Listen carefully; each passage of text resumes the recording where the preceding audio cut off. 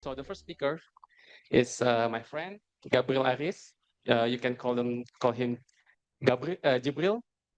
Completed his studies at the Department of Fine Art, Institut Teknologi Bandung. He then completed his master degree also at the same institutions, and also currently a doctoral candidate in the same institution as well. Gabriel focusing on explores the inclusion of new materials into his artistic practice that previously concentrated in stone carving. Gabriel has participated in several national and international exhibitions, and also participated in several artist residency programs internationally, and also finished his commission work for site-specific installation on Salihara International Performing Arts Festival in 2018.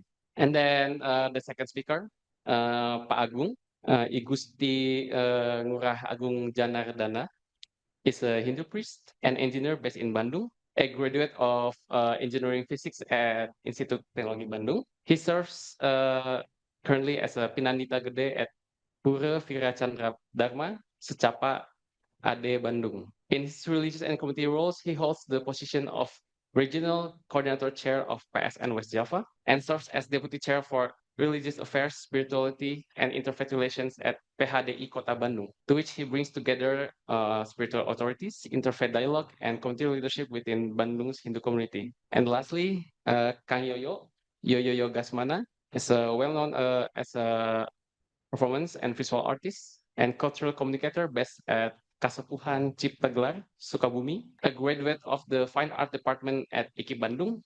Now we know it as UPI. He has been active in national and international artistic practice since 1989, with a trajectory spanning Australia, Eastern Europe, Asia, North America, and Africa.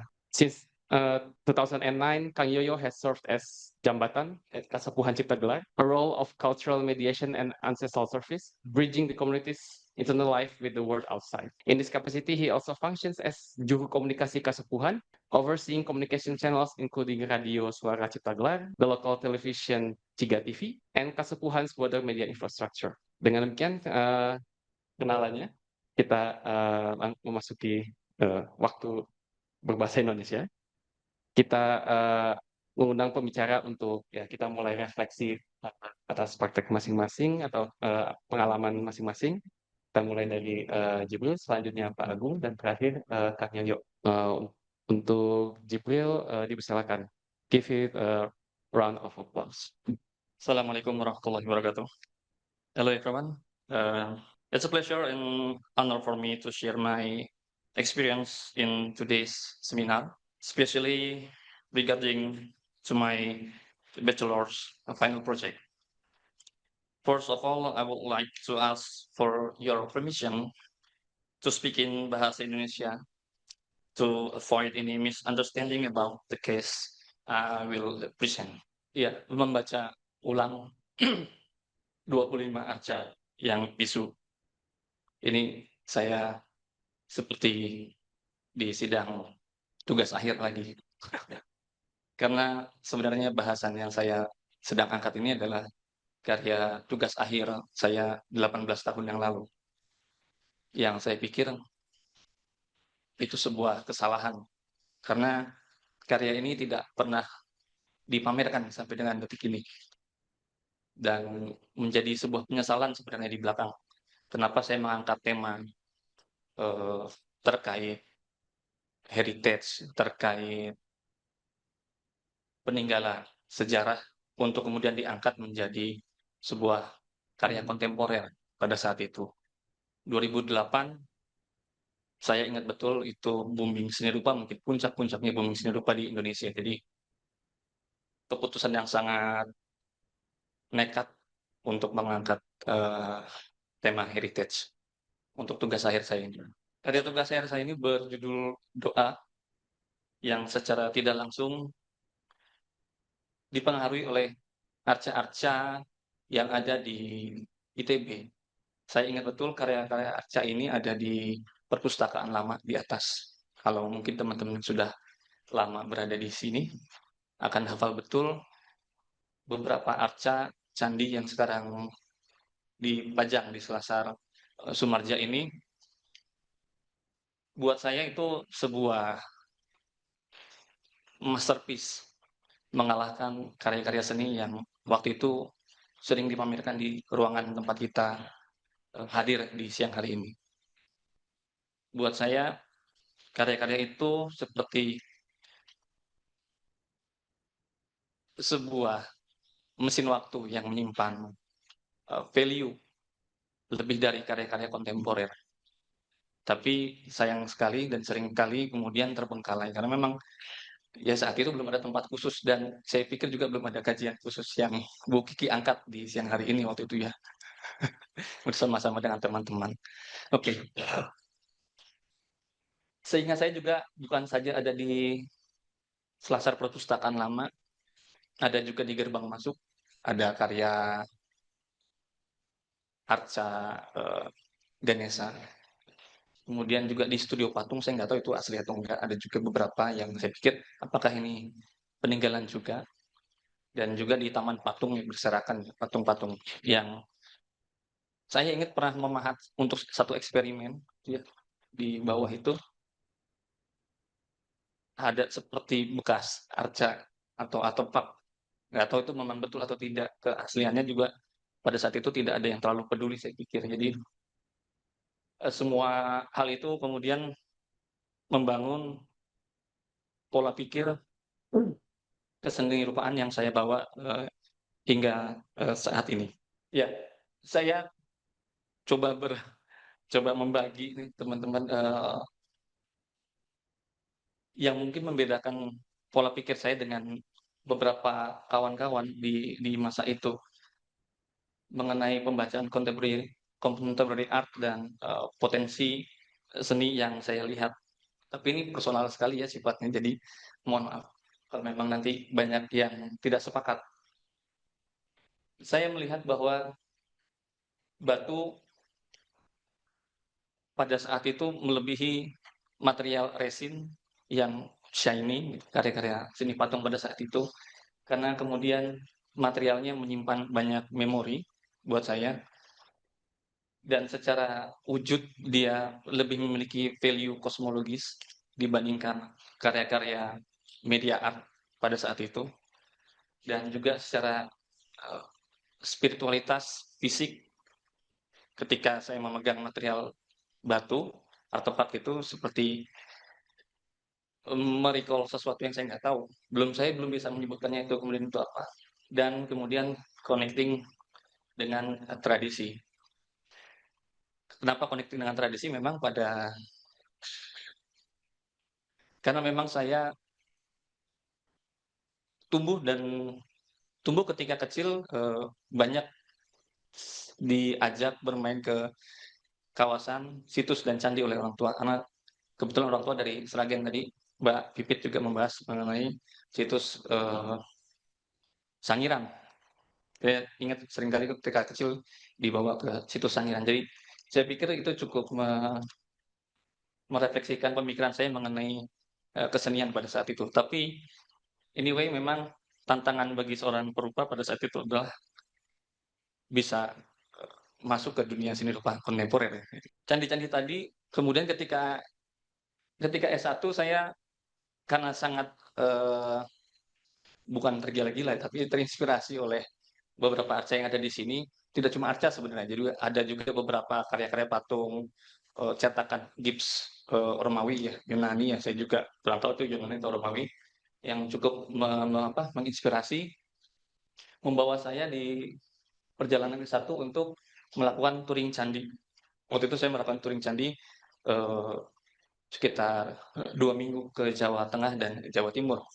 Ini ada beberapa candi yang memang saya hampiri, singgahi dalam proses S1 itu. Tujuannya apa? Tujuannya sebenarnya untuk merasakan secara fisik. Kalau zaman sekarang mungkin ada AI, ya kita kalau buka TikTok cari klik Majapahit zaman dulu gitu, keluar langsung AI kan cerita story gitu, bagaimana Majapahit zaman dulu. Pengalaman ini yang kemudian saya ingin rasakan ketika hadir di ruang tersebut secara langsung. Merasakan dan melihat apakah saya bisa ya, maksudnya itu masih jadi pertanyaan sampai sekarang buat saya.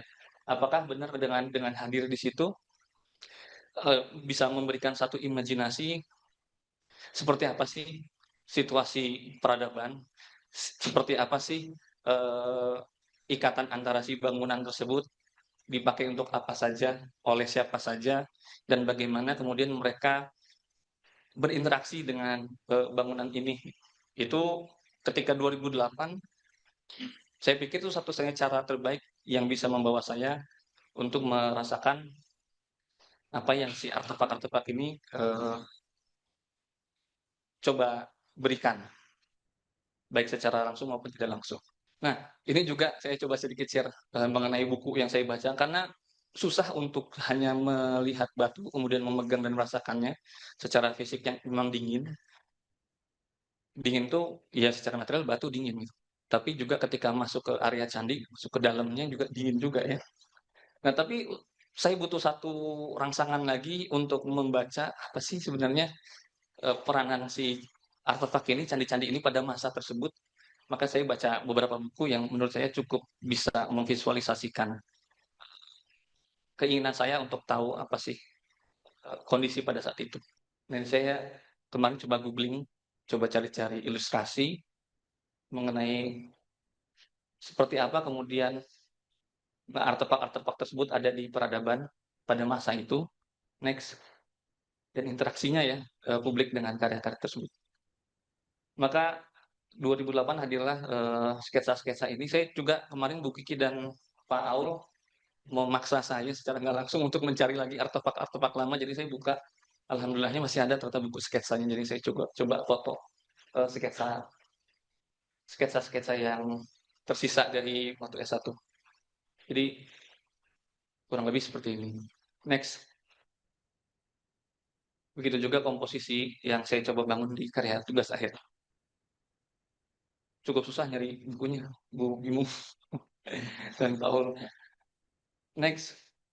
Karena saya nggak pikir akan jadi seniman dan akan berdiri di sini 18 tahun yang lalu ya, ketika ketika coret-coret.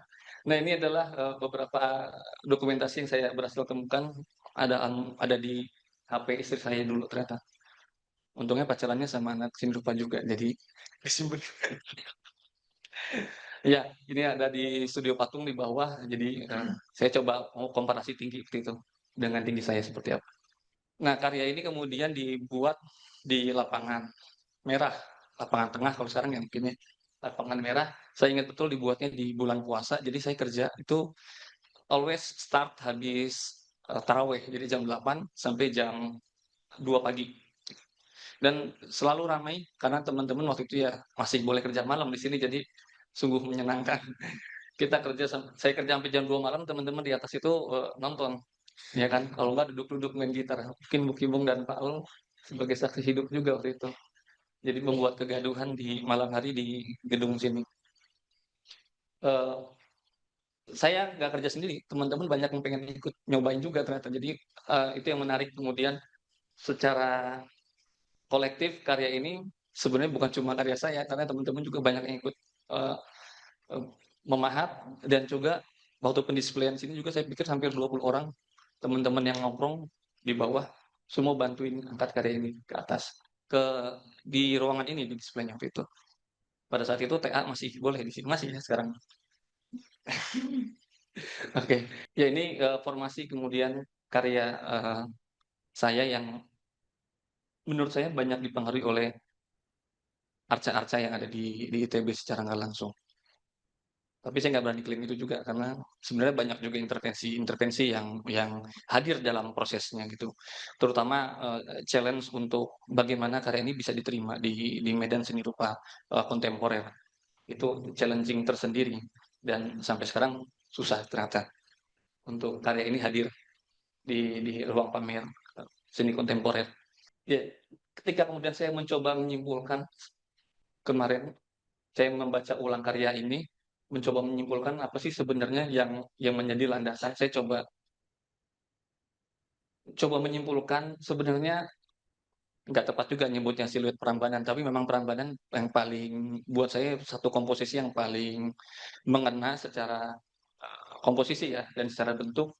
Tapi kemudian karya-karya ini hadir sebenarnya sebagai bentuk upaya saya menyimpulkan bentuk-bentuk yang memang umumnya hadir pada candi-candi, yaitu bentuk-bentuk trapesiumnya atau limasan. Limasan. Oke, saya coba mencari dan membentuk artefak spiritual versi saya secara kontemporer. Saya mencoba mengeluarkan candi-candi versi saya secara kontemporer pada karya doa, doa ini. Kalau saya boleh mencoba membagi dua metode pembacaan artefak yang ada di sini, kemudian saya secara artistik mencoba membaca lapisan makna yang tertinggal. Jadi seninya bagaimana kemudian makna tersebut bisa dimaknai ulang dalam kacamata kontemporer. Kemudian apakah kemudian dia masih bisa bicara dengan bahasa yang baru? Kemudian juga membuka penafsiran baru tanpa menghapus makna yang sudah ada sebelumnya. Ini teman-teman yang kajian mungkin lebih memahami. Saya coba mencari kemarin apa sih yang relevan ya dengan pembacaan karya doa ini. Ada 3.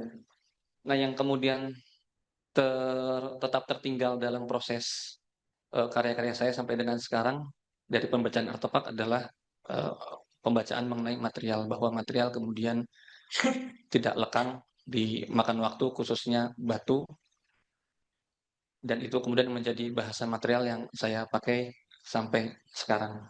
Next. Bahkan dengan kecenderungan kontemporer, saya pikir material tetap menjadi satu bahasa yang tidak akan tergantikan. Terima kasih.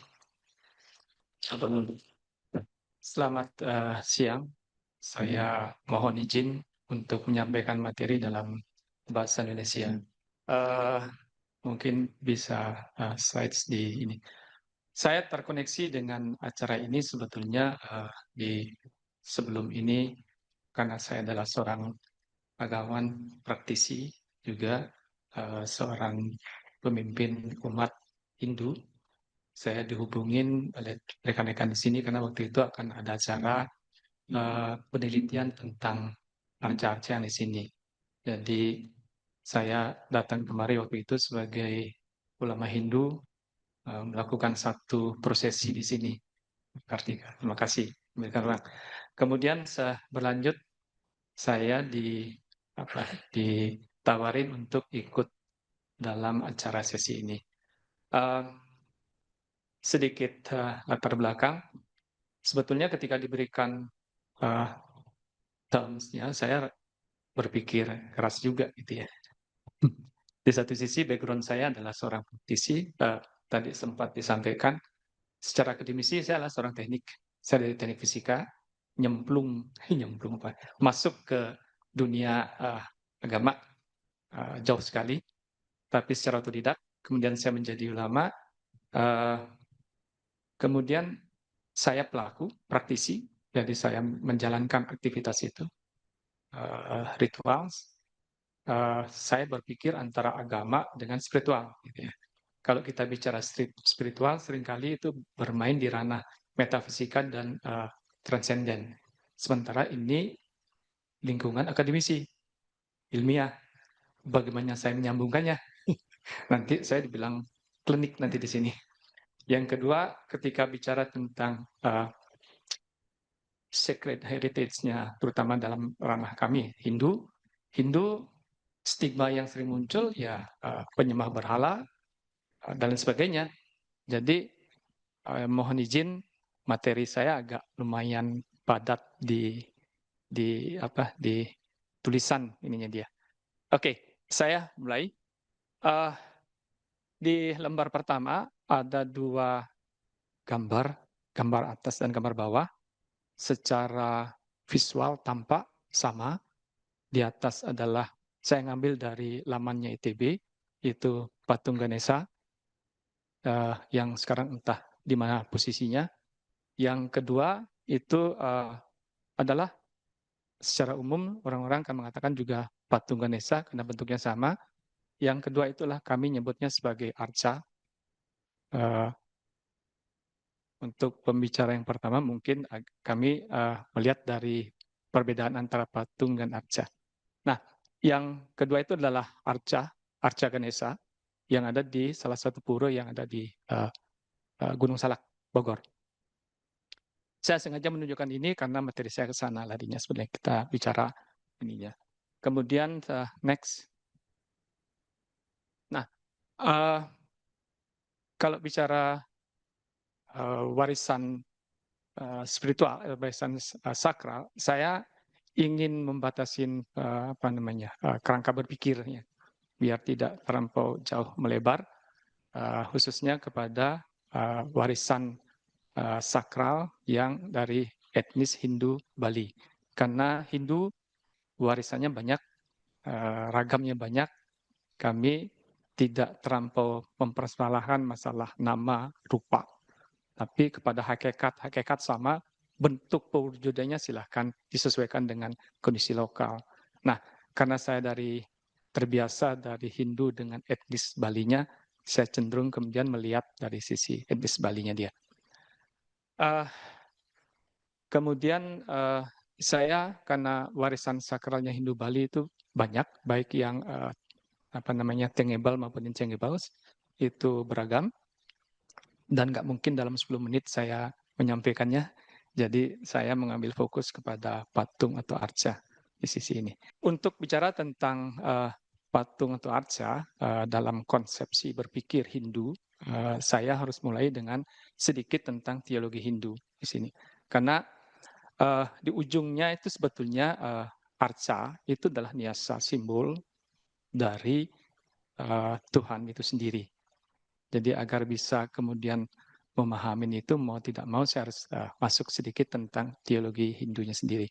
Secara basic Hindu sama seperti agama lain, sama mengakui Tuhan yang Esa, tapi dalam konteks keilmiahan atau ke teologi Hindu, teologi kami melihat ya ada dua cara pandang di situ. Ada yang menjelaskan dalam teologi Tuhan yang tanpa wujud, formless, kami nyebutnya sebagai acintya, arupam. Acintya itu tidak terpikirkan, transcendence. Yang satu lagi adalah teologi saguna. Nah, teologi saguna ini personal gods. Ya. Di teologi saguna Brahman inilah kemudian diizinkan menggunakan simbol-simbol.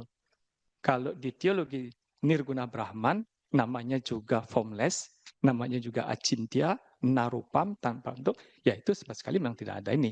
Dan itu hanya dilakukan dipraktekkan oleh rekan-rekan Hindu yang memang sudah tingkat spiritualnya lebih ini. Bagi masyarakat umum lebih banyak bermain di ranah yang saguna Brahman. Kenapa itu bisa gitu ya? Karena ya seperti yang saya kutip di paper ini, gitu ya. Karena Tuhan itu Esa, tapi kemudian transcendence kita nggak bisa bicara sesuatu yang tidak kelihatan. Jadi agar bisa kita bicarakan, kita meskipun Tuhan tetap tidak bisa didefinisikan, ya harus kita buat dalam satu definisi yang agar akal kita bisa ngejar. Sisi itu sebetulnya dia konsepnya dia.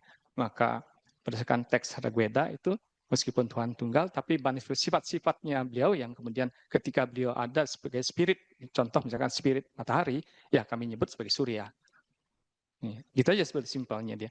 Nah karena itu kemudian ya bentuk simbolisasi yang kita gunakan atau niasa ya disesuaikan dengan karakteristik atau sifat atau guna dari masing-masing manifestasi Tuhan itu sendiri. Ini yang muncul, yang kami nyebut sebagai Istadewata. Tuhan dalam bentuk manifestasi yang di quote and quote difavoritkan oleh masing-masing. Sehingga kalau di India ada pemujaan pada Krishna sendiri, pemujaan pada Wisnu sendiri. Kalau kami Hindu di Bali, ya semuanya ada. Tidak ada pemisahan itu. Kemudian yang mendasari kemudian juga pemujaan pada bentuk atau simbol itu adalah pada kelompok jalan untuk memahami itu dengan cara bakti. Bakti itu devosi. Jadi berbeda dengan yang jnana yoga. Jnana itu dengan ilmu pengetahuan, yoga itu dengan meditasi dan sebagainya. Tapi bagi masyarakat umum yang tidak kuat melakukan ini, dipersilakan untuk menjalankan dengan bakti, dengan devosi. Nah, bakti ini yang kemudian memunculkan ada sesuatu yang menjadi fokus baktinya dia, fokus devosinya dia, fokus devosinya. Tanpa itu dia nggak bisa memikirkan Tuhan. Gitu. Itu sebelum mendasarinya. Next.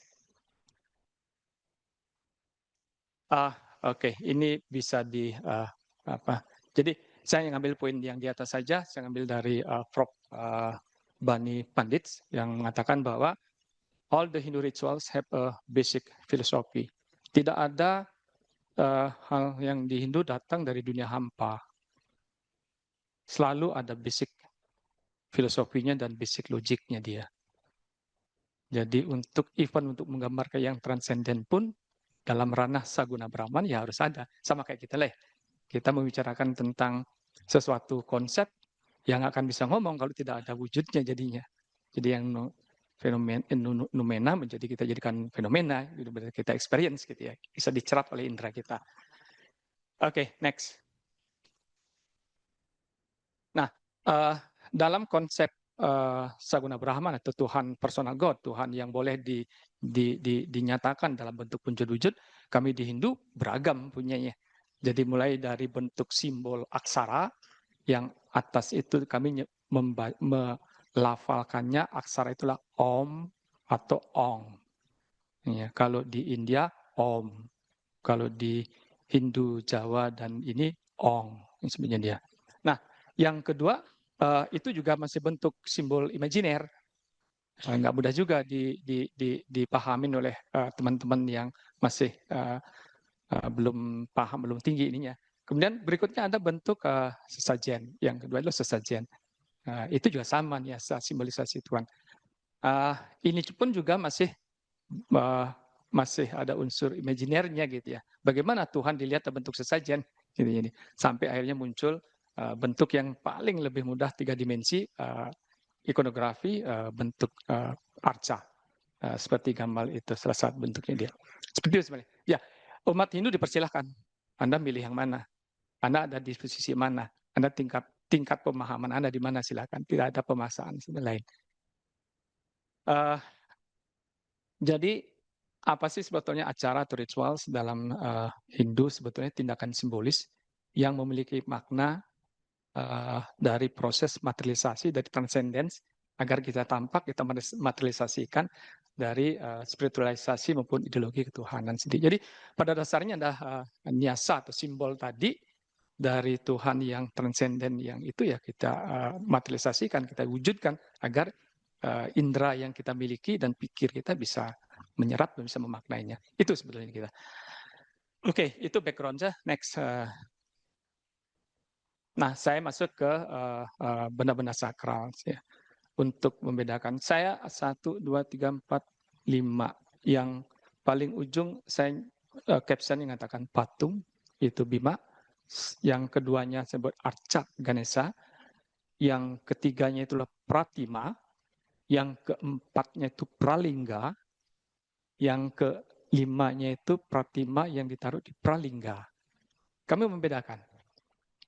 Jadi patung adalah seperti biasanya benda profan bagi kami tentu pandang Hindu.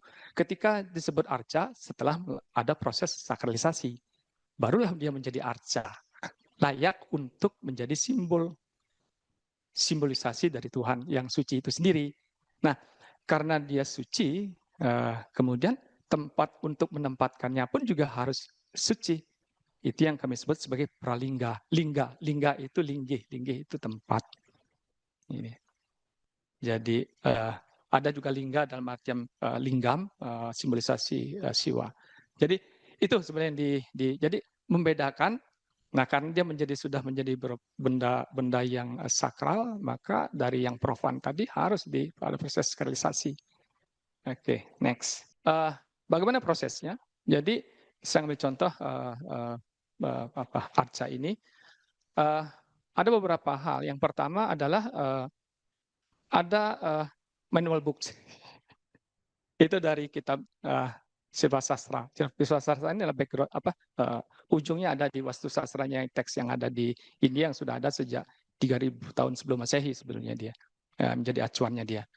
Dan kita tidak boleh membuat arca tanpa ada acuan teks yang benarnya. Kemudian pemilihan materialnya pun juga ada ketentuan. At least dia tidak boleh cacat. Pakai batu nggak boleh cacat. Ini dia. Kalau catnya kusam sebelumnya nggak boleh, atau bekas pakai nggak boleh. Itu ada aturan mainnya dia. Kemudian ikonografinya dia juga harus clear. Anda mau menggambarkan, membuat Ganesha, Saraswati atau apa? Itu masing-masing atribut itu punya namanya memvisualisasikan satu sifat karakter guna, ya dengan karakter itu harus muncul di situ.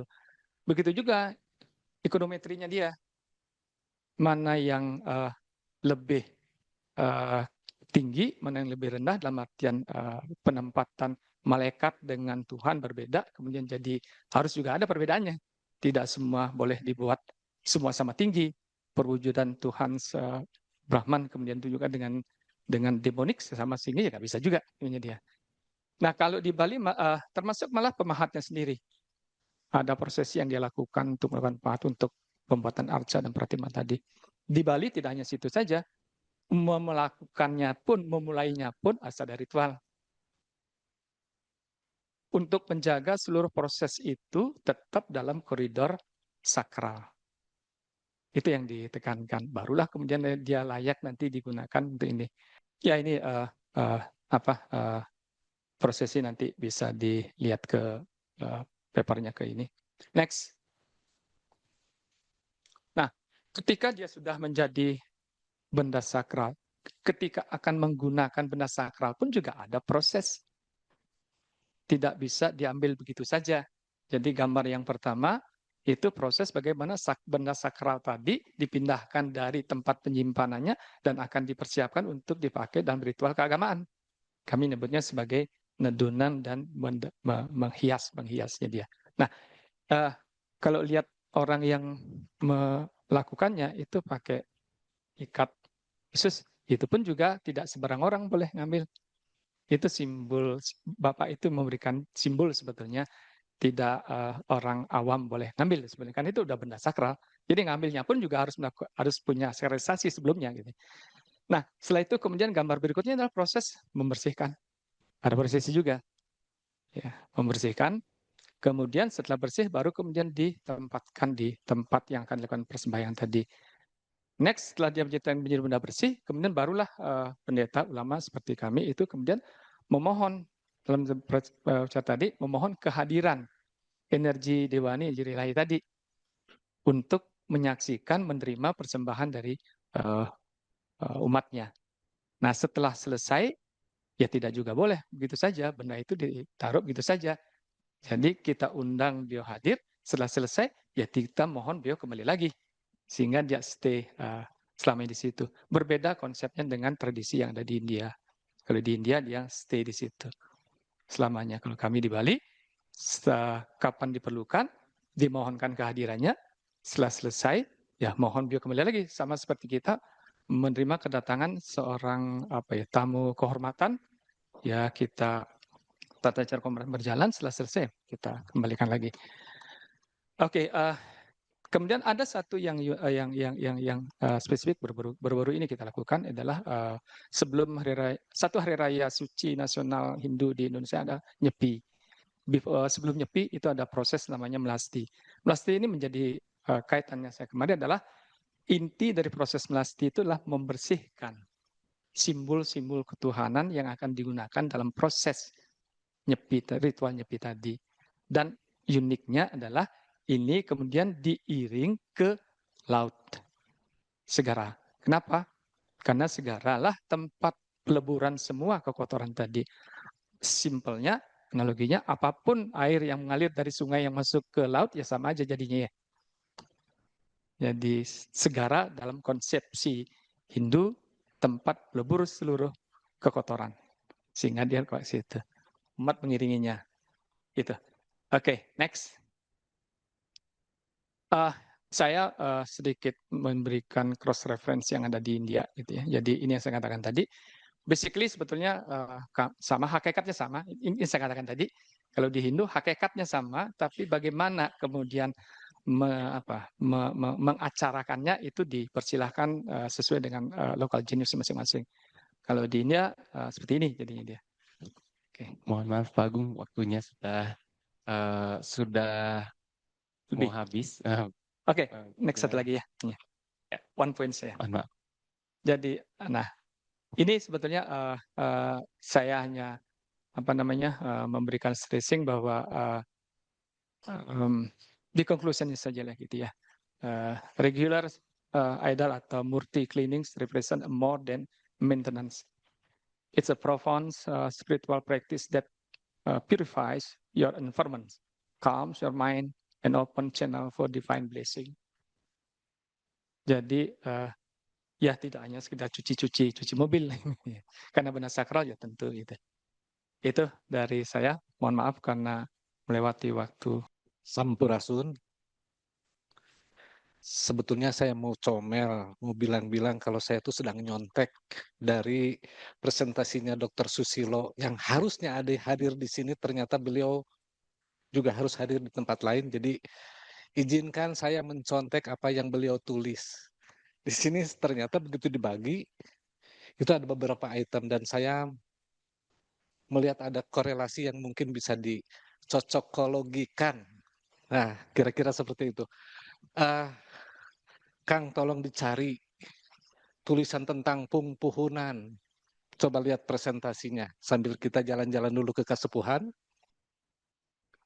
Di rolling saja dan beliau telah presentasikan untuk kami dan kami yang menyaksikannya.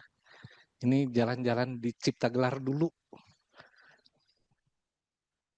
Seperti ini persawahannya.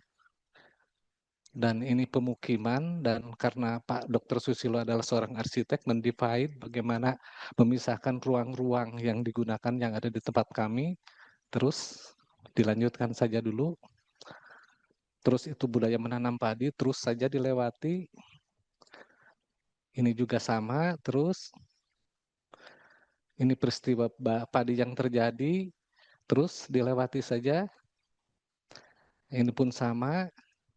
Nah, terus dilewati saja dulu terus. Ada proses ngalalakon adalah di mana Kasepuhan menjalani proses berpindah dari satu tempat ke tempat lain dengan catatan yang masih ada.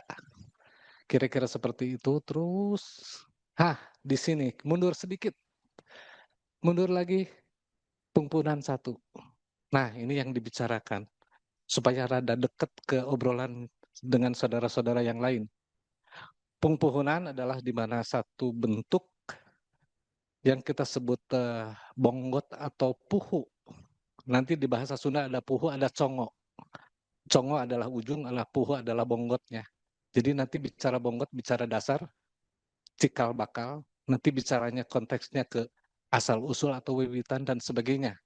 Tinggal dicocokologikan nanti seperti apanya. Tetapi pungpuhunan menjadi dasar di mana kehidupan akan dijalani. Dan kemudian itu bentuknya menjadi pohon kehidupan. Di mana nanti komponen ini yang menjadi semacam tree of life yang menjadi simbol dalam laku yang dijalani oleh kami dalam proses penanaman padi di huma ataupun yang di sawah. Dan itu berupa gunungan bentuknya. Gunungan ini menjadi simbol di mana satu tempat kami hidup di gunung. Tempat kehidupan adalah gunung.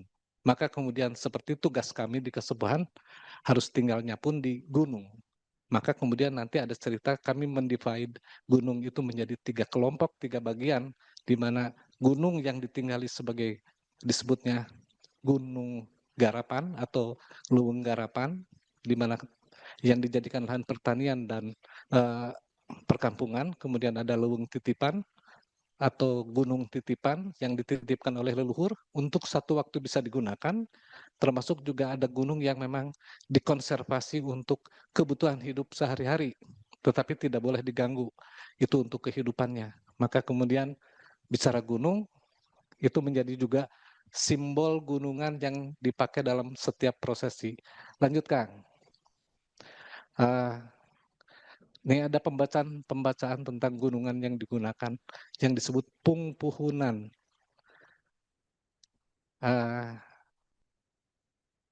Kayaknya nggak usah dibaca juga udah terbaca ya. Kita lanjut saja dulu ke gambarnya. Ini dia pungpuhunan yang dimaksud. Pungpuhunan terbuat dari, kalau ini kebetulan dibuat dari daun rotan yang kemudian dibentuk sedemikian rupa seperti gunungan itu sendiri, dan di bawahnya kalau Bapak Ibu perhatikan di situ ada bentangan paparakoan kita sebut sebagai, ada yang menyebut simbolnya seperti swastika. Dan ini menjadi simbol di mana kita hidup di gunung. Karena ini prosesi awal kita mempersiapkan lahan pertanian padi itu sendiri. Dilanjut. Dan ini yang di sawahnya. Cuman bedanya kalau di sawah tidak ada paparakoannya. Kemudian lanjut. Paparakoan sendiri itu refleksi elaborasi mentalis. Mentalitas masyarakat budaya padi dan rujukan manajemen konflik.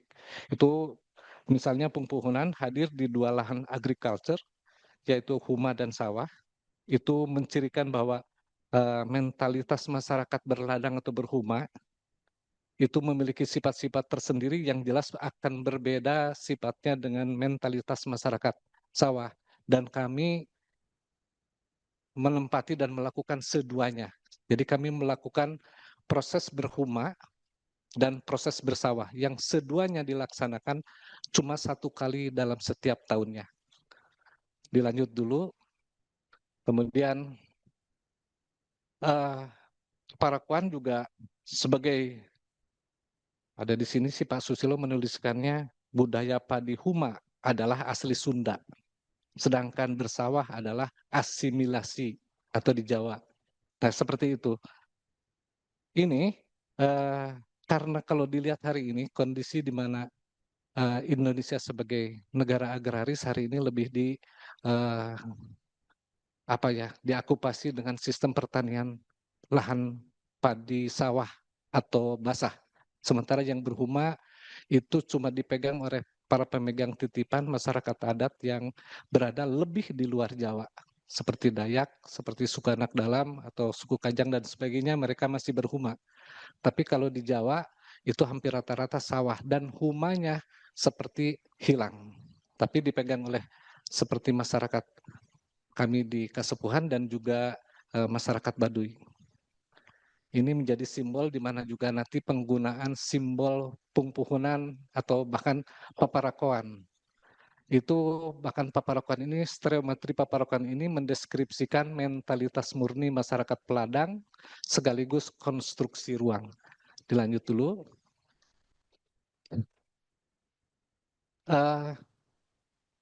Masyarakat Sunda atau peladang ini itu lebih mengenal pola 3 ruang. Sedangkan masyarakat Jawa atau sawah itu mengenal pembagian ruang 4-5. Nah, nanti mungkin bisa diketahui simbol-simbol itu telah digunakan. Dan dalam masyarakat yang murni hidup dari berladang, hanya dikenal pembagian 3, yaitu Indung Pangawasa, Tengah, dan Bapak Cahaya Tengah. Tengah, di sini tidak menyatukan dualisme yang ada. Nah itu PR, maka dicari. Kemudian ada jejak stereometri paparakoan yang menunjukkan bahwa tidak ada akar konflik di antara representasi sumbu horizontal. Nah ini supaya jelas, nanti akan lihat gambarnya seperti apa, tetapi dalam paparakoan ini tidak ada perpotongan sumbu yang saling melukai. Semua sumbu itu berkomposisi damai dan laras. Hal ini dipertegas dengan kehadirannya rawun atau sawen lembur, di mana perpotongan sumbu tidak terjadi secara vertikal. Dan mari kita lihat lanjutannya. Ini juga istilah paparakoan ini juga menjadi simbol di mana refleksi elaborasi mentalitas masyarakat budaya padi itu berhubungan dengan konstruksi ruang tengah. Kalau di Cipta Gelar kan waktu itu dikenal sebagai pancer. Kami ini sebagai pancer. Kami dikenal dengan pemegang tatanan adat pancer Pangawinan. Pancer di mana siger tengah atau titik tengah center point yang harus mampu mengawinkan 2 sisi, yaitu seperti simbolnya ada kanan dan kiri. Itu menjadi simbol salaman kami, menggunakan 2 tangan, kanan dan kirinya seduanya harus dikenakan. Maka kemudian itu menjadi simbol pembuka lawang atau pembuka pintu kami sebagai barisan pancar pengawinan yang harus menyadari hidup di dua ranah di mana ada siang dan malam, kemudian ilmu barat dan ilmu timur, kemudian juga menjalani hidup bermodern tetapi tradisi yang jadi titipan, kemudian bernegara juga beradat, seperti juga halnya konsep dualisme yang lain, plus dan minus, atas bawah dan sebagainya. Itu semua dipertegas dengan bahwasannya itu kami harus menyadari dan harus menjalani dua sisi kehidupan sebagai barisan pancar pengawinan itu tadi. Ada gambar seperti ini, di mana yang paling dasar adalah paparakoan atau parako, yang kemudian ada 4 mata penjuru angin, dan nanti di situ akan ada parupuyan paling tengahnya, nanti untuk digunakan dalam setiap prosesi. Bahkan Pak Susilo menambahkan di situ ada bulir padi yang ditutup sereh bikang. Sereh bikang, bikang itu perempuan. Kenapa disimpan di tengah? Ya itu kemudian biasanya kehidupan itu ya simbolnya seperti itu. Kemudian ada gunungan dan di atas gunungan nanti ada yang naik ke atas yang disebut dengan pungpuhunannya, yang kemudian di sana paling atas nanti akan disimpan simpul Sulaiman sebagai simbol di mana 4 mata penjuru kehidupan yang menghidupi.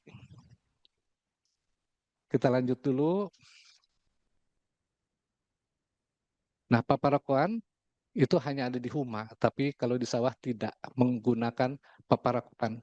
Dan paparakoan Huma merupakan stereometri dari garis sakuran ganda. Sakuran ganda, sakuran itu berpasangan. Kalau ganda artinya didua kalikan.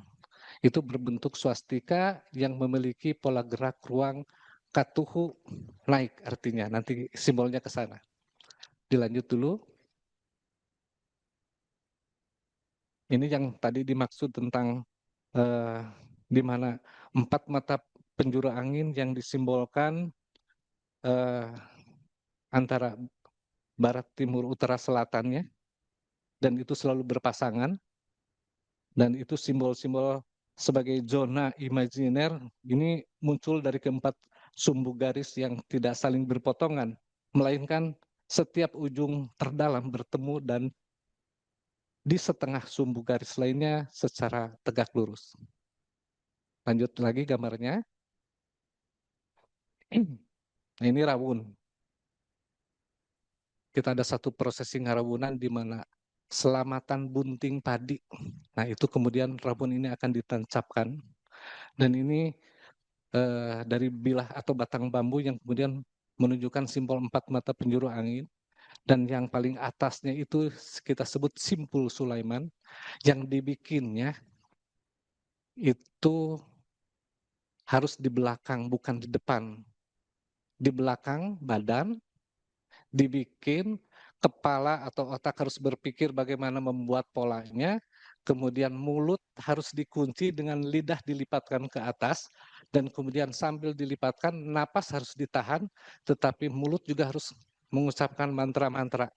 Jadi selama menekan itu semua, tahan napas, lidah dilipat, tahan napas, kemudian membaca sesuatu, tangan bergerak, otak berpikir, dan akan jadi simpul Sulaiman. Dan itu akan ditancapkan di atas seperti itu. Ini sebentar, waktunya nggak lama lagi. Kita tidak akan lanjutkan, soalnya sesi berikutnya itu bicara tentang manifestasi atau simbol gunungan yang diterapkan dalam wujud bangun dan bangunan yang ada di Kasepuhan, yang nantinya akan menjadi leit dan perumahan. Dan mungkin bahan ini nanti bisa kita lanjutkan lagi untuk jadi bahan obrolan atau diskusi berikutnya, karena itu akan memiliki keterkaitan yang cukup banyak. Cuman pada dasarnya Kasepuhan selalu mengalami proses pergerakan yang disebut tugas ngalalakon. Ngalalakon menjalani perintah dari leluhur untuk berpindah dari satu tempat ke tempat lain, dan itu telah dijalani sejak tahun 1368. Artinya di tahun 2026 ini kami telah menjalani tugas dari leluhur untuk menjalani proses ngalalakon yang ke-658. Setiap kali berpindah ganti nama, ganti tempat. Setiap nama yang diemban itu membawa misi atau visi, sebut saja begitu. Seperti halnya tahun 2001. Itu dari namanya Cipta Rasa harus berganti nama menjadi berpindah dan berganti nama menjadi Cipta Gelar. Karena masa di mana proses penciptaan dalam menggelarkan dimulai. Dan tahun 2021 wangsit baru turun, kita harus menjalani proses ngalalakon yang ke-20 ke Gunung Cihariang atau ke Lebak Cihariang. Dan sekarang sejak tahun 2022 Kasepuhan yang namanya Cipta Gelar telah berganti nama menjadi Kasepuhan Gelar Alam. Karena tugasnya kita harus memulai menggelarkan apa yang menjadi tatanan alam yang hidup dan hidup bersama kita di alam ini. Terima kasih, Sampurasun. Demikian paparan dari 3 panelis. Saya pikir semuanya berhubungan dengan apa yang disebut manifestasi ya kayaknya ya. Untuk yang pertama dari Gabriel membicarakan mengenai proses dia dalam membaca, sebenarnya membaca dan akhirnya memanifestasikannya ya sebagai seniman gitu dalam wujud patung mutakhir gitu ya. Terus kemudian yang kedua Pak Agung menceritakan lebih lanjut mengenai bagaimana ajaran bagaimana namanya patung atau arca berkedudukan sebagai manifestasi di ajaran Hindu dan ternyata punya lapisan-lapisan juga, ada kayak semacam tingkatan di situ. Dan kemudian untuk yang Kang Yoyo juga memaparkan bagaimana ada banyak manifestasi simbolik ya sebenarnya dari laku yang dilakukan di kampung adat yang sekarang Gelar Alam ya, bukan Cipta Gelar lagi gitu. Sebenarnya sebagai moderator mumpung harusnya sekarang Q&A sebenarnya harusnya, tapi saya pengen nanya dulu nih ya, curi start dulu. Kira-kira saya penasaran juga, mungkin yang pertama sebenarnya buat Pak Jibril dulu gitu ya. Yang pertama penasaran sebenarnya dengan semua proses itu gitu ya. Kita ngawang lagi ke 18 tahun yang lalu. Kira-kira ya kira-kiranya ya. Apakah itu proses itu berpengaruh pada secara personal, nggak harus cerita personal, secara personal baik secara ruhaniah gitu ya, secara spiritual, atau sebenarnya itu bukan cara yang lain gitu sebenarnya, karena ini kan sebagai proses membaca ya gitu. Nah, itu yang kedua, saya lempar-lempar gitu. Kalau yang Pak Agung gitu ya, pengen nanya juga nih, yang kemarin itu yang tahun kemarin ada beberapa kali ya. Kira-kira itu apa yang terjadi dan berkenaan dengan tadi penjelasan Pak Agung, apa sih yang terjadi sama yang patung-patung di luar ini gitu? Atau arca? Apakah sudah arca atau masih patung atau gimana gitu? Terus yang ketiga, nah buat Kang Yogyo, sebenarnya si posisi apa sebenarnya kalau saya lihat sama bagaimana para apa yang sekarang di penduduk Gelar Alam itu ada dua kan yang dilakukan antara sawah dan ngahuma gitu. Nah, sementara sawah kan sebenarnya dia tinggal gitu di situ gitu. Tapi kalau ngahuma kita pindah-pindah gitu kan gitu. Nah, akhirnya apakah ketika sekarang pindah, nah yang sawah ini gimana kan gitu. Sementara kita tahu sawah itu emang itu bukan sesuatu yang praktek asli lah tanda kutip gitu ya gitu. Sekarang ngahuma terus dilakukan gitu sesuai pindah ini. Nah akhirnya si sawahnya apakah akhirnya dibakar juga atau kayak gimana gitu ya? Ini praktikal aja sih untuk yang enggak. Mangga, boleh nanti kita lanjut ke Q. Makasih. Terima kasih banyak Mas Aul. Apakah berpengaruh secara spiritual gitu ya proses pengkaryaannya? Sebenarnya memang sedari awal tema yang saya angkat untuk tugas akhir saat itu adalah spiritualitas gitu. Jadi memang berpengaruh atau tidak saya nggak tahu sebenarnya, tidak mampu untuk menyimpulkan, tapi itu sebagai langkah awal untuk kemudian masuk memang dari spiritualitas gitu. Cuma dalam prosesnya gitu ketika yang menarik perhatian saya dari arca-arca yang ada di ITB ini sebenarnya adalah yang sifatnya non figuratif gitu. Dari semua yang ada beberapa yang non figuratif karena kemudian buat saya personal dari yang non figuratif itu seperti kalau figur itu kemudian membawa saya pada pembacaan mengenai sosok biasanya kan gitu ya. Figur itu sosok capaiannya apa, tapi ketika non figur itu justru dia itu apa sih? Kenapa dia bisa hadir di situ gitu. Peran dia kemudian terhadap si lingkungannya itu tuh apa gitu. Daripada kemudian membaca si sosok, saya lebih suka kemudian membaca tanda-tanda lain di luar figur dalam prosesnya kurang lebih begitu ya. Semoga menjawab sedikit. Oke, kasih. Terima kasih. Saya boleh sedikit flashback sebelumnya. Seperti tadi saya katakan, ketika saya dihubungin teman-teman di sini sebagai pelaku tradisi Hindu Bali, saya balik tanya, apa background dari patung atau arca tersebut, punya nggak datanya, historisnya? Apakah memang patung dulunya atau arca? Kemudian mau diapain? Yang ketiga, setelah itu apakah mau dikembalikan ke kondisi awal? Penjelasannya adalah ini ada tim research akan dan belum ada niatan untuk kemudian dipergunakan ke semula, dan kita nggak tahu jauh ke belakangnya apakah itu digunakan. Baik, kalau seperti itu saya bilang tadi sekilas saya memberikan cross reference dengan yang di proses tradisi yang di India.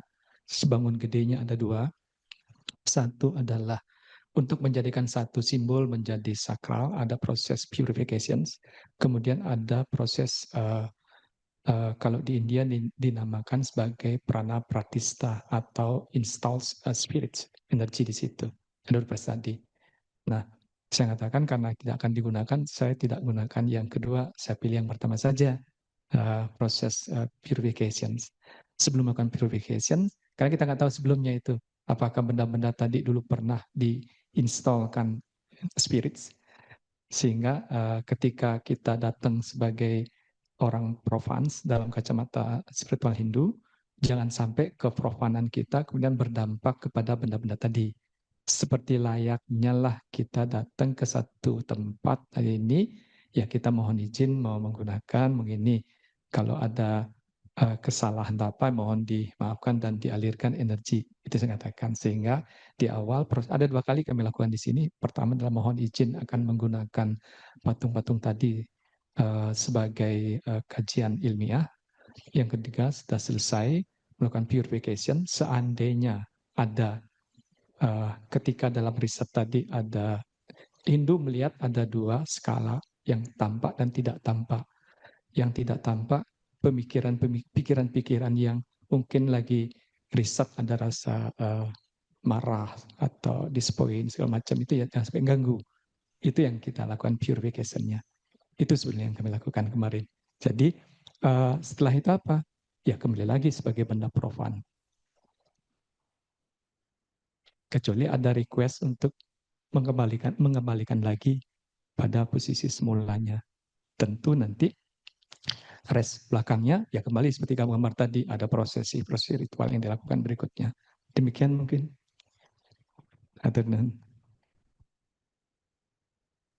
Ini tiap pertanyaan, tiap artis beda kan ditanyanya. Ya.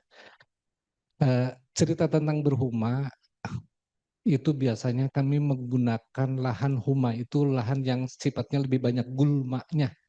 Jadi yang tanamannya kurang begitu bermanfaat, itu dicacar, ditarawas, dicacar, dihuru, diduruk, kemudian diagonan, dibersihan, baru ditanami padi.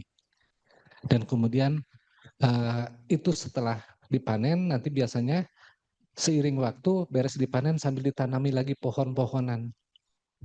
Nanti tahun depan bergeser lagi, melakukan hal serupa, tanam lagi pohon-pohonan, kemudian bergeser lagi, setelah tahun ke-8, kita bisa balik lagi ke awal. Konsepnya seperti itu kalau berhuma. Dan itu biasanya kayu-kayuannya sudah pada besar dan sudah jadi hutan lagi, kira-kira seperti itu. Tapi hutannya hutan garapan. Kemudian kalau cerita sawah di kami itu sistem pertanian baru, lahan pertanian padi produksi hadirnya, eksistensinya di Jawa ini konon kata Baris Kolot katanya oleh Belanda. Jadi Belanda membuat lahan padi produksi di satu tempat, diairi. Maka kemudian Belanda membuat percontohannya itu di Serang, Banten. Dan itu lahan diairi itu disebutnya sawah. Tetapi orang Tasik, orang Ciamis menyebutnya kalau sawah itu pasti Serang. Serang. Gitu karena mereka mengadopsi sistem pertanian padi seperti yang di Serang itu, maksudnya sawah. Nah gitu. Kesepuhan bergerak, berpindah, berhuma bisa melakukan dengan konsep yang seperti itu. Menggunakan lahan-lahan yang miring, yang tidak mungkin air nyangkut di sana. Yaitu ditanami karena lahan pertanian padi, lahan kering lah sebut gitu ya, tanpa air. Kalau sawah karena eranya sejak zaman Belanda, itu di situ tetap. Kami selalu dalam proses ngunjal itu memindahkan padi dari mana padi dipetik kemudian dibawa ke kasepuhan. Paling sedikitnya ada yang 20 kiloan atau lebih bahkan ya Bu ya. 20 kilo lebih itu karena padi itu kalau dipindahkan nggak boleh pakai kendaraan. Sekarang zamannya motor atau mobil, tetap harus manual dan tradisional, harus dipikul. Jadi ada prosesi ngunjal, yaitu prosesi memindahkan padi dari mana padi dipetik, itu dibawa ke kasepuhan atau ke tempat padi akan dimasukkan ke lumbung. Nah, karena dulu kasepuhan lakonnya misalnya 1937 sampai tahun 60 namanya kasepuhan sirna resmi. Bagi yang pernah, itu sekitar 16 kilo di bawah. Sawahnya jauh lebih ke dalam lagi, itu diperkirakan sampai 20 kilometeran. Itu dipikul ketika hasil panen dibawa ke kasepuhan.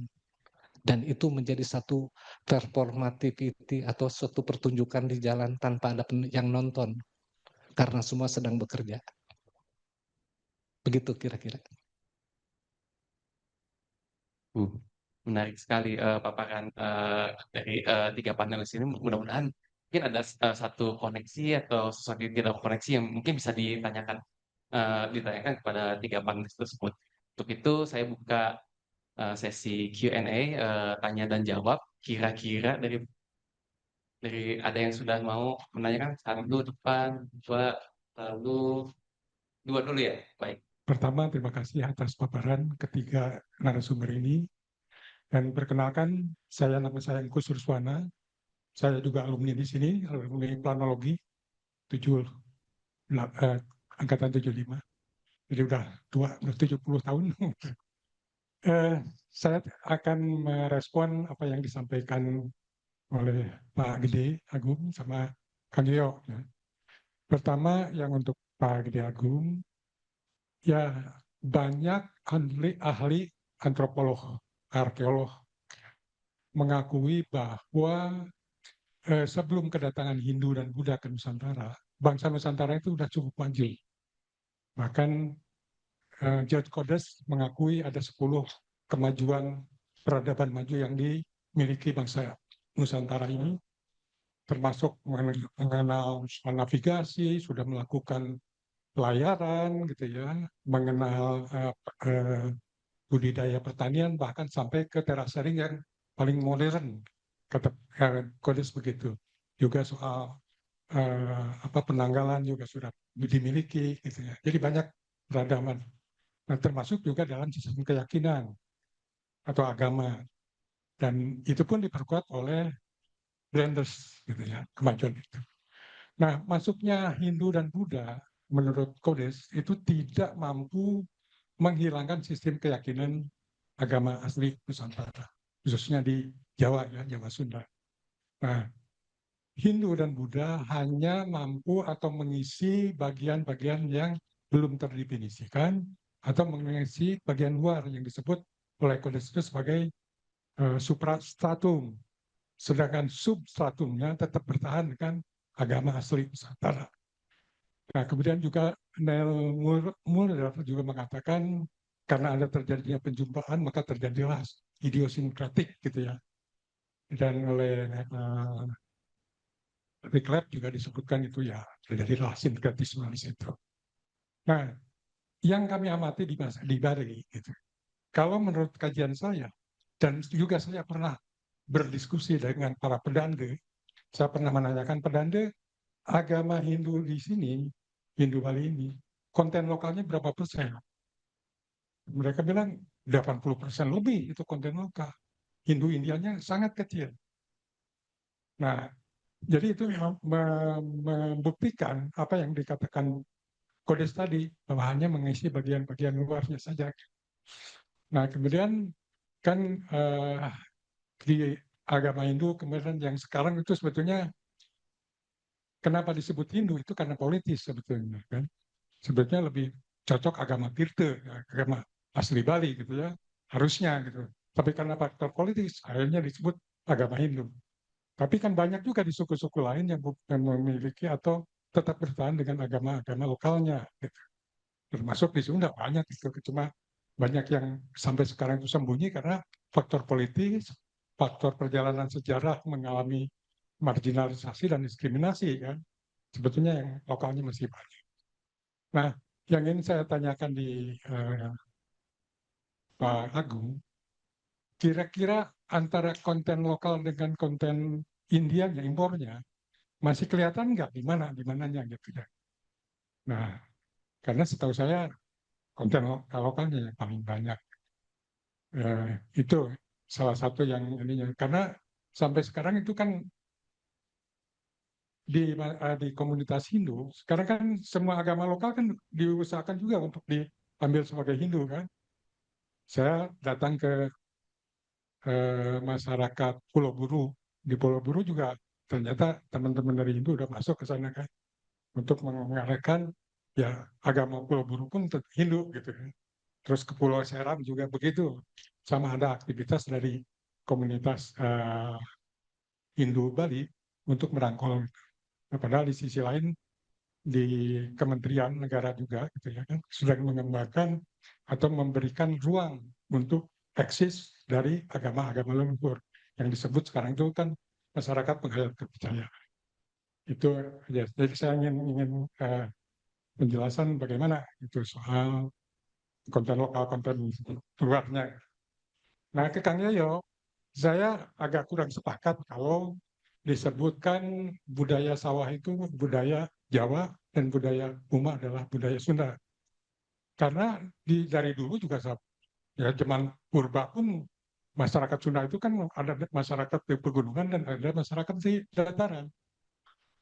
Nah, di masyarakat pegunungan itu yang dikenal banyak Kuma, tapi di masyarakat di dataran itu dikenal sawah. Dan itu juga dibuktikan dalam catatan prasasti. Gitu. Waktu zaman Tarumanegara kan pernah ada catat bahwa Raja Taruma, waktu itu saya agak lupa siapa ininya gitu, pernah membuat pelebaran sungai Braga Sasi atau Bekasi, sungai Kali Bekasi. Dan di situ dibikin irigasi-irigasi untuk mengairi pesawahan. Nah, artinya kan sudah mengenal budaya sawah. Gitu. Itu zaman Tarumanegara, belum ada istilah Sunda, kerajaan Sunda. Karena setelah, kan kalau dilihat peradaban, perkembangan peradaban di Nusantara ini kan diawali yang sampai sekarang tercatat gitu ya. Diawali kan Salakanegara, kemudian Tarumanegara. Nah, salah satu Tarumanegara kemudian setelah Tarumanegara habis berdirilah Sunda dan Galuh. Nah, salah satu turunan Galuh kawin dengan Dewi Parwati dari Kalingga. Di situ akhirnya berdiri Mataram kuno gitu ya. Nah, itu kan bergeser tuh yang tadinya Taruma sebagai pusat budaya bergeser ke Jawa Tengah di Kalingga sampai ke itu ada dua kerajaan sampai mengalami masa kejayaan di zamannya Sanjaya kan, Sanjaya Sudarma. Kemudian bergeser ke Jawa Timur yang melahirkan Majapahit. Kemudian Maaf, maaf, Ya, mohon punten. kemudian ke Demak gitu ya, Ya. Jawa Tengah, kemudian kembali setelah VOC kembali ke. Nah, jadi kalau misalnya itu sawah dianggap datang dari Jawa Tengah, kapan? Padahal di zaman Paruma ini sudah ada budaya itu. Terima kasih. Oh ya, baik. Kita mungkin ditampung dulu tanya atau langsung respon aja? Langsung respon karena dua penanya ya yang respon. Mangga, Pak Agung dan Kang Yayo. Takutnya nanti keburu lupa. Udah faktor umur juga, Pak. Saya lulus ITB Teknik Fisika tahun 87. Jadi kebetulan ada satu buku yang sama Bapak baca dari George Cordes. Saya baca George Cordes, Inisiasi Asia Tenggara. Halaman-halaman pertamanya itu bisa menjadi stressing. For sometimes itu para ahli cendekiawan, ulama India itu tidak melihat backyard dia. Halaman Dwi Pantara atau Nusantara itu sebutnya backyard atau belakangnya, karena orientasi dia ke Mesir dan sebagainya. Satu waktu perjalanan ke Mesir segala macam itu terhalang, sehingga mereka harus mencari alternatif. Nah, ketika mulai mereka berjalan, tapi mereka menemukan kekagetan. Bapak bisa baca di halaman pertamanya. Kenapa? Dia melihat ya praktek yang katakanlah kita rituals gitu ya, dilakukan oleh penduduk lokal Dwi Pantara itu, ini kok mirip-mirip Vedic traditions, tradisi Weda. Dan ketika diajak ngobrol ya mereka juga kok kayak iya gitu. Jadi makin masif lah pergerakannya. Yang ingin saya ambil dari, karena ya, saya tidak ingin berhipotesa, saya mengambil dari teks yang memang ada dasarnya dari George Cordes. Jadi memang di Nusantara, Dwipantara itu pengaruh dari India itu clear. Ini dia.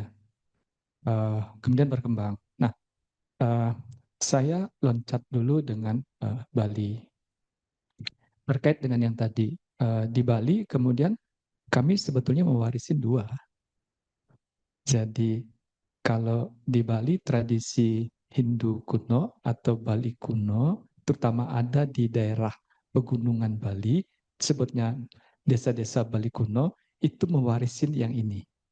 Mewarisin ajaran leluhur dan kedatangan Hindu pertama ke Bali yang tidak saja datang dari Jawa, karena Bali menjadi melting point dari Champa, Cina, Thailand, Muang Thai, India, utara, timur, tengah, selatan, semua boleh. Ada satu temuan artefak di Bali, Bali Barat, itu ada di satu kota kecil di India namanya Arikamedu. Itu diprediksikan awal-awal Masehi. Jadi it's clear. Ada pertemuan antara Bharata Warsa dengan Dwi Pantara. Nah, itu tradisi yang ada di Bali pegunungan. Sementara Bali dataran ini ditata oleh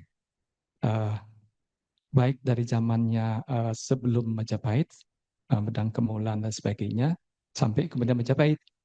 Ya, ini yang berjalan. Nah, kemudian loncat lagi sebelum ininya, yang mana sebetulnya yang dijalankan dalam ritual kami.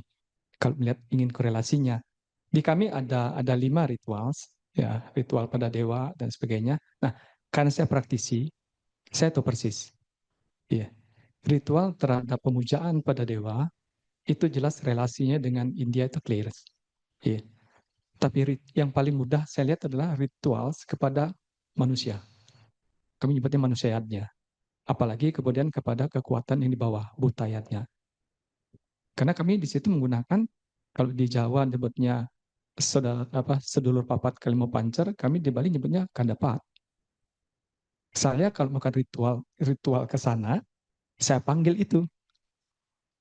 Teks itu nggak ada di India. Nah, sekarang saya perhatikan di medsos di Bali itu banyak muncul, Pak. Jadi membangkitkan, di Bali sering disebutnya sebagai batur kalawasan. Yang dimaksud adalah mengklaim ajaran sebelum tradisi Hindu muncul. Cuman, nah saya sekarang loncatkan kepada kesepakatan. Benar, ya setelah kemerdekaan, menjadi negara demokrasi, dari suatu kerajaan yang otonom, kemudian harus menjadi negara kesatuan Republik Indonesia yang menggunakan definisi demokrasi. Kami harus kemudian zaman itu menerima konsep-konsep demokrasi. Salah satunya adalah dalam sisi pengaturan di agama. Kalau kita bilang agama, agak berbeda definisi tentang spiritual. Agama satu sistem keyakinan yang terorganize. Sehingga nah ini yang kemudian yang dihadapi oleh teman-teman leluhur senior kami duluan, ya, sehingga akhirnya bersepakat, oke, karena tidak boleh menggunakan ethnic religions, it must global religions, it must clear holy books-nya, ya, harus jelas ajarannya apa. Jadi karena itu agama terstruktur. Sehingga akhirnya yang tadi agama Tirta, agama Bali, agama Siwa, segala macam itu, kemudian para leluhur, itu diskursusnya panjang, Pak. Itu perjalanan majelis tertinggi kami Hindu. Sehingga disepakatin, kemudian sehingga dikeluarkan juga oleh Kementerian Agama tahun 59, berdirilah Parisade Hindu Dharma Bali. Jadi kita menyepakatin semua tradisi masing-masing itu nyebutnya sebagai Hindu Bali, meskipun dengan pemahaman yang berbeda dua kutub ya. Nah, ketika itu dibentuk sampai sekarang pun sepaham saya Pak Punten agak berbeda. Kami tidak pernah mengaku-ngaku tradisi seseorang, kelompok komunitas. Pada saat itu ya karena tekanan tadi teman-teman dari Kei, Tolotang, Jengger ingin bergabung di situ karena ingin mempertahankan tradisinya. Nah, tradisi yang masih punya benang merah dengan tradisinya adalah tradisi Vedic traditions. Oke, silahkan masuk dalam rumah besar kami. Itu sebetulnya. Jadi kayaknya saya nyapa semuanya ya Pak ya. Atur nuhun Pak atas ininya concernnya. Memang menjadi kegelisahan kami juga sekarang ini. Terima kasih Pak. Langsung saja Bapak, disclaimer lagi bahwasanya tadi saya kan nyontek tulisannya Dr. Susilo. Itu harapannya kalau beliau hadir di sini, diskusi ini bisa asik, bisa rame. Ternyata beliau berhalangan hadir. Dan mungkin, dan pernah saya tanyakan kenapa menyebutkan Jawa itu budaya sawah menjadi milik Jawa dan berhuma milik Sunda.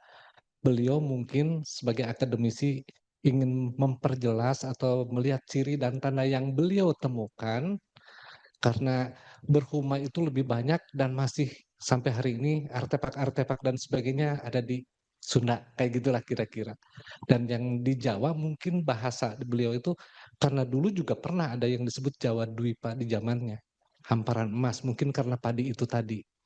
Nah, jadi dia mencoba membedakan ada istilah dua sisi karena kalau di kami kan diperjelas Barat Timur modern tradisinya, si Jawa si Sunda. Yang kadang-kadang tidak mau disatukan kan Pak. Orang Sunda ditanya orang Jawa lain. Orang Sunda. Kadang teman-teman dari Jawa pun ditanya orang Sunda bukan. Aku wong Jawa gitu ya. Itu tidak mau disatukan padahal si Sunda cicing di Pulau Jawa kan gitu ya. Si Jawa pun di Sundaland kan pasti itu juga sebetulnya. Tetapi itulah seperti halnya Arabica dan Robusta. Masalah kopi bisa jadi masalah. Ya, pecinta Arabica ngomong jelek kepada Robusta. Robusta juga ngomong jelek kepada Arabica. Masalahnya si kopi ini salahnya apa Pak? Kan gitu ya. Itulah kehidupan maksudnya. Dua sisi yang mungkin dicoba dipertegas. Sisi kanan, sisi kirinya. Walaupun dalam cerita-cerita kami sebetulnya cikal bakal awal muasal kehidupan seperti lahirnya padi dari seperti halnya kitab naskah Sulam Jana misalnya seperti itu ya. Kan itu sudah sangat jelas. Itu menjadi pembelajaran. Tetapi inilah ramainya diskusi hari ini. Hatur nuhun Pak. Ya, silakan ke penanya berikutnya. Mungkin Saya temannya Teh Kiki. Mohon izin mungkin menyambung sedikit perbincangan diskusi sebelum ini ya, terkait dengan praktek-praktek yang sudah disampaikan oleh ketiga panelis, dan kemudian menyambungkannya dengan panel sebelumnya tentang kerja perawatan dan koleksi yang sedang kita bahas di sini di ruang sebelah, dan mungkin juga belajar dari Pak Yoyo untuk kemudian mengambil jalan tengah gitu ya. Dalam hal ini untuk menengahi antara material dengan imaterial gitu mungkin. Jadi ketika panelis presentasi tadi ada beberapa pertanyaan yang berkelindan di pikiran kami. Pertama adalah kemudian ketika terkait dengan patung dan arca tadi, ketika sebuah benda itu sudah sakral, apakah kemudian ada masanya dia menjadi tidak sakral lagi? Gitu.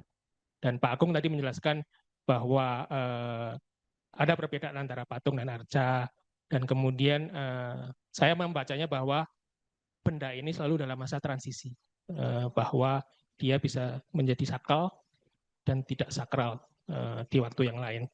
Tapi yang dan tidak statis gitu ya statusnya. Tapi yang menjadi pertanyaan kemudian adalah ketika dia sedang tidak sakral atau sedang profan, apakah ada residu kesakralan yang tertinggal di benda itu? Apakah ada aura yang tertinggal? Gitu. Nah ini terkait dengan praktek perkeseniannya Mas Jibril tadi ya, tentang spiritualitas. Apabila itu memang masih ada aura kesakralannya, yang profan-profan ini gitu, dari mana asalnya pertanyaannya? Apakah dari materialnya, batu, atau dari bentuknya, ikonografinya, gitu, atau hal lain yang perlu kita perhatikan? Nah ini juga terkait juga dengan konteks praktek-praktek yang berkehidupan di Kasepuan juga. Tadi cukup menarik digambarkan tentang pungpuhunan atau gunungan.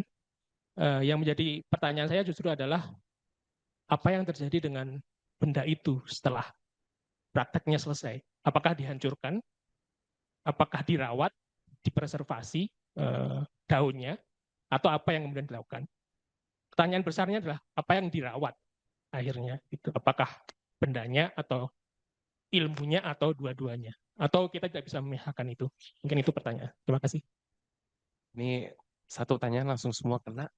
Silakan ini siapa yang mau duluan? Kalau saya yang jawab duluan bisa rada panjang. Oke, yang pertama saya mulai dengan tata pandang Hindu tentunya ya. Material dalam tatanan Hindu disebutnya pradana. Pradana itu juga berasal dari Tuhan.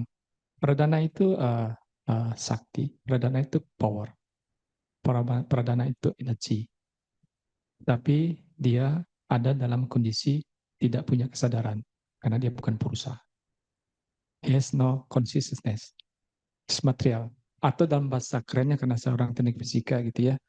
Material itu rumusnya Einstein. Material itu ekuivalen dengan energi. Jadi dia punya energi. Kalau energi ini kemudian tidak ditata, ya dia bisa destruktif. Kalau ditata dengan benar, dia bisa menjadi produktif, gitu ya. Nah, karena kita tidak tahu seperti apa awalnya, dan energi itu bisa dalam konteks kita menggunakan pemikiran. Saya menggunakan pemikiran dari Abby Taylor bahwa energi itu bisa ngawang-ngawang, bisa ditransfer, bisa diinstal. Okay. Jadi kita nggak tahu. Artinya dulu benda itu dibuat, patung itu dibuat, melakukan proses sakralisasi, kemudian dimasukkan energi pratisna, dimasukkan energinya, dan itu kemudian digunakan untuk kebutuhan ritual. Gitu. Setelah sekian lama itu, nah yang kita tidak, kalau di kami di Hindu ada namanya lahir, hidup, mati. Ya, kalau sudah tidak digunakan ya kita perlina. Lebur saja dia kembalikan jadi menjadi performance gitu. Beda dengan tradisi yang tadi saya katakan yang cross reference di India. Once itu ya sudah stay. Kalau kami di Hindu upacara Selesai upacara, kami mohon beliau kembali lagi. Karena it's just niasa, it's just a symbol. It's not God itself. Dia bukan Tuhan. It's simbol. Tapi ya karena simbol sudah disakralkan, tentu secara profan, ya kita juga masih memperlakukan secara baik dibandingkan simbol yang tidak. Itu etik, di etika bermainnya Pak ya, ini dia. Itu. Jadi apakah bisa di temporary? Ya memang bisa temporary kalau dalam tata pandang Hindu. Itu mungkin Pak singkatnya.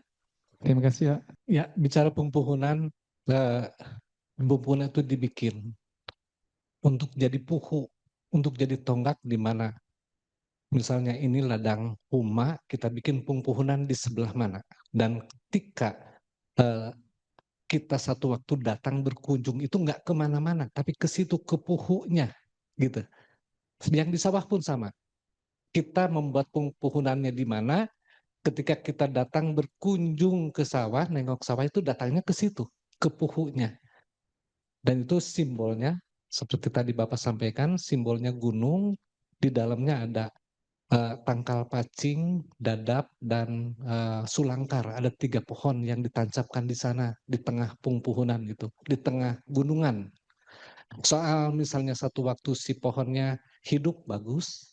Ketika tidak hidup pun, proses simboliknya telah selesai. Karena itu menjadi sebuah pertanda puhu atau bonggot atau center point di mana kita mendatangi areal kehidupan itu ke sana center point-nya, ke pempuhunan itu tadi. Ya, dari pertanyaannya mungkin apakah sesuatu yang dulu sakral kini menjadi tidak sakral lagi ya? Dan sesuatu yang dulu tidak sakral kini menjadi sakral. Kalau dari kacamata perupa, menurut saya mungkin ada tugas orang perupa meng-create something, sesuatu dari yang ada dan yang tidak ada, dan mencampurkan kedua itu menjadi sebuah karya, kemudian memiliki makna baru. Pada kasus pengkaryaan yang saya lakukan, si material batu menjadi sesuatu bahasa yang buat saya sangat penting karena dia sudah ada melampaui saya sebelumnya. Jadi dia sudah punya satu story, dia sudah menjalani suatu masa yang saya juga nggak tahu seberapa panjang masa tersebut, baik itu si arca maupun si material baru ya yang kemudian saya ambil, karena materialnya baru ya batu. Buat saya kemudian si material-material yang sudah ada jauh sebelum saya sudah pasti memiliki makna spiritualitas sebenarnya. Jadi di situ yang saya kemudian pakai, saya pinjam sebagai gagasan berkarya pada penciptaan karya seni kontemporer. Itu mungkin. Semoga menjawab. Saya jadi teringat yang pertanyaan Bapak terakhir, ketika itu sudah dikembalikan tidak menjadi sakral lagi, apakah masih ada residuals energi di situ gitu ya. Dalam tata pandang Hindu, kembali lagi sederhananya aja, materials itu energi yang tidak memiliki kesadaran. Kemudian ketika disakralisasi, maka itu ada proses purification, kemudian diinstalkan new energy spirit. Nah, ketika ini sudah hilang, residualnya kembali lagi kepada esensi dari material itu sendiri. Simpelnya Pak, batu itu kalau Bapak lempar, pecah kaca, punya ini kan gitu ya. Tapi apakah dia kemudian masih memberikan nuansa spiritualnya? Ini kembali harus lari kepada keyakinan. Karena kalau enggak nanti kita bilang itu mistik ya. Banyak cerita Ibu ya. Ini kadang-kadang katanya patungnya malam-malam getar-getar sendiri ya. Saya tidak ingin masuk ke ranah itu. Tapi it could be ya. Saya tidak ingin karena ini ruang akademisi aja, saya tidak masuk ke ranah situ. Jadi dan di kami kalau bukan patung, kalau benda-benda yang simbol yang temporer itu setelah digunakan ada proses memang penghancuran. Karena kami memiliki konsep wairagya, pelepasan, biar tidak terikat. Karena itu hanya media untuk berkonsentrasi kepada menghadirkan yang Tuhan. Agar kita tidak terikat dengan itu, karena sesuatu yang mengikat akan membuat kita kesulitan nanti. Jadi itu harus dikembalikan lagi ke bentuk sebenarnya. Makanya semua proses di Bali setelah selesai upacara itu dinolkan lagi, sudah uang menjadi benda biasa lagi. Gitu. Terima kasih.